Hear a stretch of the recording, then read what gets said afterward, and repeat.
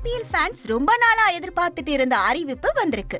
March 22ஆம் தேதி Kolkata Eden கார்டன்ல திருவிழா தொடங்குது. முதல் போட்டியில நடப்பு சாம்பியன் கொல்கத்தாவும் ஆர்சிபியும் மல்லு கட்டுறாங்க. இதுல முக்கியமான செய்தி என்னன்னா, எல் கிளாசிக்கோவான சென்னை மும்பை போட்டி சேப்பாக்கத்துல 23ஆம் தேதியிலையும் மும்பை வான்கடேவுல ஏப்ரல் 20ஆம் தேதியிலும் நடக்குது. சோ மார்ச் 23 தான் ரியல் ஐபிஎல் ஸ்டார்ட்னு ஒரு பெருங்கூட்டம் கூவிக்கிட்டு இருக்க, நாங்க வரோம்னு மும்பை அணி ஒரு பதிவை போட்டு நெருப்பு பத்த வச்சுடுச்சு.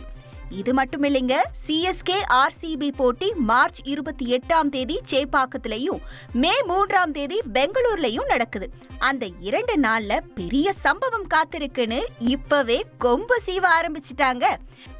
பெங்களூரு மும்பை போட்டி ஏப்ரல் 7ஆம் தேதி நடக்குது. மொத்தம் 9 டபுள் ஹெட்டர் இருக்குது. 2 மாசம் நடக்கும் இந்த பெருவிழா மே 25ஆம் தேதி கொல்கத்தாவுல முடியுது.